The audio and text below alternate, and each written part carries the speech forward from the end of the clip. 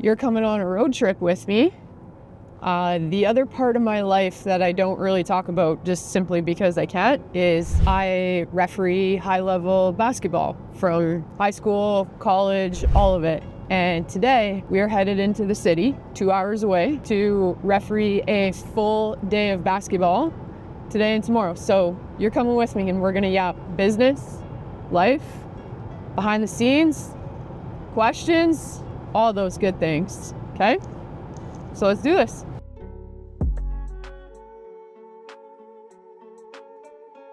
The thing on my mind this morning was a really interesting conversation that I had with a CEO Clubhouse client earlier this week on a quarterly check-in call. So these quarterly check-in calls, we do them once a quarter, obviously, by the name, and they're usually placed right after one of our 6-week game plans.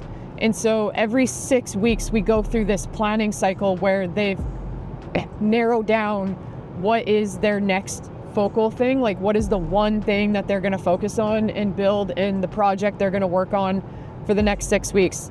And so on the back end of that, they come hang out with me one-on-one and we go through a quarterly review. So, you know, what was working in the last 6 weeks, what went well, what didn't work about their approach, what do they need to change up, and then just to make sure that they have all the assets and resources that they need for whatever the next 6-week project is. And so I was sitting in one of these conversations earlier this week with a client of mine. Her name is Jill and Tiffany. They're actually partners. They own a menopause coaching business. Fantastic idea. They're actually one of our success stories. If you scroll back in the videos a little bit, you'll find a video about how they launched over the course of 34 days and brought in $25,000 for all starting from zero with a back of the napkin idea. It's an awesome video. Go watch it.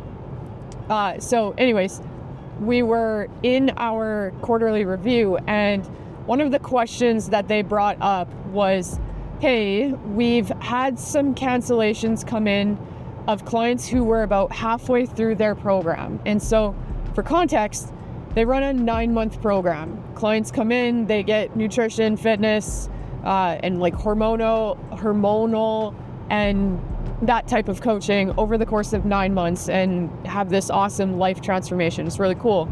But what they were finding was they had an increase in cancellations through the 4 to 5 month period. And that was beginning to look like a problem. And it was something that they needed to put a plug in and, you know, reinforce the structure and make sure that it wasn't something that was going to become a larger problem down the road. Fantastic assessment, fantastic awareness of what's going on in their business, and just the ability to see that, hey, there's this specific point in their client journey that is causing a problem, and how do we fix that? And so I wanted to share today a little bit about the conversation that we had in terms of how we assessed why that problem was happening, how we assessed how to fix that problem, and then what they could do to prevent that problem. And that's kind of important to note that there are 3 distinct time phases to a problem like that, okay? So let's start off with like solving the immediate problem. We've got 2 very high paying clients who are in the middle of their program who are wanting to quit, and we don't want to lose that revenue. So what can we do in that situation? So one of the very first things I asked was semantically, how does that program look? So what kind of cadence is that client moving through right now in that time period? So when they get to month 4 and 5, are you meeting with them? Are you having some sort of like goal conversations where you review how far they've come and what's still ahead? Like what semantically, what does that look like? Because if this is a problem in the timeline, then we need to assess the touch points that surround that timeline. And so I wanted to just take stock of that. The good thing about them is they're both gym owners, so they come from a background of, you know, clients who are in this health and fitness space where there is constant goal setting and constant goal reassessment. And so they had already built a timeline into that client's journey, and that part was taken care of. Okay, cool.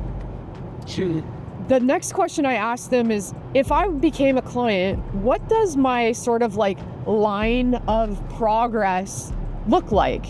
And what they told me was really interesting. And so it started off with, at day 0, when they become a paying client, there is a very steep trajectory of progress that happens almost immediately. In the first 90 days, it's a very like 45-degree angle of a line of progress that's going on. And then through the middle of their progress, they kind of just like slowly ebb and flow, up and down, until they get to the back half of their progress or their journey, and that spike continues to pick up again. And I thought that illustration was really interesting. Okay, so I become a paying client and I have this massive amount of dopamine that gets dumped into the system in the first 90 days with this big spike of progress and winning that I hit right away. And so that's 90 days. Over the next phase, which they told me was another 90 days, there's like this lull where it's just super, a little bit more condensed, up and down. And then on the back half, this another big dopamine hit where it spikes again.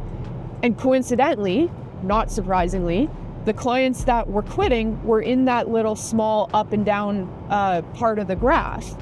And so that alone, if all you did was illustrate the client's like path of progress compared against the timeline, that would give you all of the information you need to make the changes necessary to help those clients stay engaged and stay a part of the program. And so that's the part that we dug into. And it's interesting because it's kind of twofold. You have to address the situation right there in the moment, but you also have to pre-frame that situation at the very beginning during the sales conversation and through those first 90 days, so that by the time that client gets into that part of the journey, they're already expecting and aware that that's the type of cadence that they're going to fall into. And so part of the story is what you do as the business owner to keep that client engaged, to help them through that middle period, all the retention strategies that you can do to reinforce that. But the other part of it, the other responsibility you have, is the storytelling on the front end. And so as we were having this conversation, and I've been thinking about this conversation all week that led up to this point right now where I'm filming this video for you, is I think that if a business owner, if you as a small business owner can understand how to storytell during the sales process, what it looks like to be a client in your business for the entire time that they are a client and going through your process, you can prevent a lot of that stuff, okay? Cheers. And so here's what I mean by that. It starts at the beginning. If I'm a prospect and we are having, what is a sales call, essentially a sales call, and you're going through all these questions, you're gathering all the background information, you're learning everything that you can about me, and it comes to the part of the sales conversation where you have to pitch, your program and tell them how you're going to help them, then we want to storytell it. So I want to know, what are the time phases that I'm going to go through? What is going to happen in each of those time phases? What are the goals of each of those phases? And what am I trying to accomplish or do or achieve? Or what sorts of things am I going to install or learn or take part in? Okay, obviously that bullet list of everything I'm just telling you is contextual to the type of small business you run. But all you're trying to do is lay the land, okay? So it would sound something like this. If I was in Jill and Tiffany's business, which operates on 3 90-day cycles to work out to be 9 months, it would look something like this. All right, so here's what's gonna happen. Immediately, if you come into our system, I'm gonna put you into our program and you're gonna get instant access to asset. And these things are gonna help you do XYZ almost immediately. So in the first 10 days, we are trying to do whatever this immediate bunch of wins that you can help that person achieve immediately. best structured if you can get them a win in the first 24 hours, the first 7 days, and the first 14 days. If you can stack a dopamine rush like that, again, there's fluidity to that depending on the context of your business type, but if you can stack immediate wins where you can get them quick dopamine hits and quick results, that helps them buy into the system even more. So that's a little bit of a tangent. Okay, so immediately you're gonna get these things and it's gonna help you do XYZ. Over the course of the first 90 days, it's our intention and our goal to help you do XYZ and be very clear about what minuscule checkpoints along the way that this person is going to achieve in the first 90 days. In the context of Jill and Tiffany's business, it's really important to outline some of the emotional things, but also comparatively against the client's real life. Just because it's a menopause coaching business, there's a nutrition, a fitness, an attendance factor. There's all kinds of things going on outside of that client's direct work with them that is really important to just draw the light on, okay? So I would say something like, through this first 90 days, we're gonna work closely with you to help you build the structure and the accountability that you need to stay on track, to build momentum, to get XYZ results. But here's the interesting part. You're gonna achieve these things. It's gonna be really exciting. You're gonna be so locked in on everything that's going on, and you're just gonna be hyped up about all the results that you're getting. But here's the thing. When you get to day 90, and through the next couple of months through the middle, you're gonna experience what is gonna feel like a lull. And I want to bring this up because right now you're coming here, you're sitting across from me for a very particular reason. And it's because everything else that's going on around you, your lifestyle, your spouse, your kids, your stress at work, all of this stuff feels like it's controlling your life right now.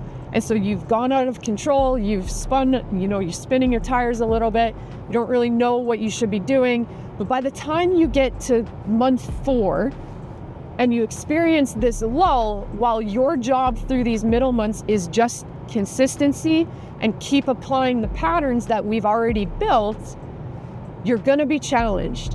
And this is where it's gonna feel like everything else is gonna be tempting to pull you in different directions. But at month 4, you're a different person than who you are sitting across from me right now.